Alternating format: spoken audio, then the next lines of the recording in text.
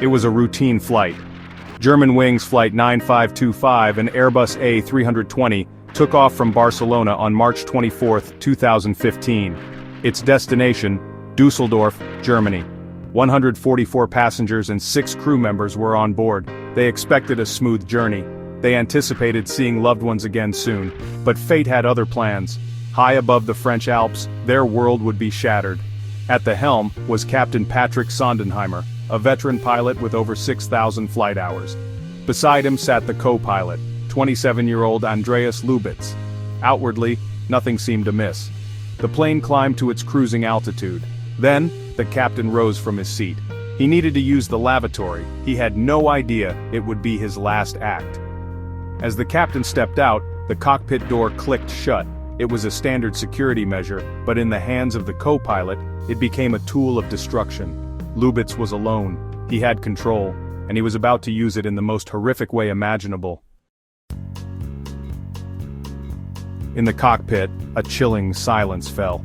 Lubitz keyed in a new command. The Airbus A320 began to descend. It was a gradual descent, barely noticeable at first.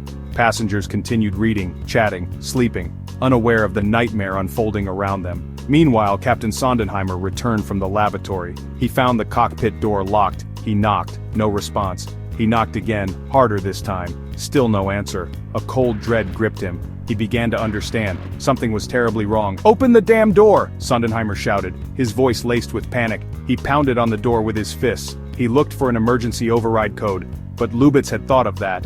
He had overridden the system. There was no way in. The captain was trapped outside, a helpless witness to his own plane's descent into oblivion. Andreas Lubitz's actions were no spur-of-the-moment decision. He had harbored a dark secret. He suffered from severe depression, a fact he hid from his employer and colleagues. His mind was a battlefield, and on that fateful flight, the darkness won. Months prior, Lubitz had researched suicide methods. He had obsessed over cockpit security procedures. He even uttered a chilling premonition to an ex-girlfriend. "One day I will do something that will change the whole system and everyone will know my name and remember." His depression manifested as a chilling detachment. While the captain desperately tried to regain entry, Lubitz remained calm. He ignored the increasingly frantic pleas.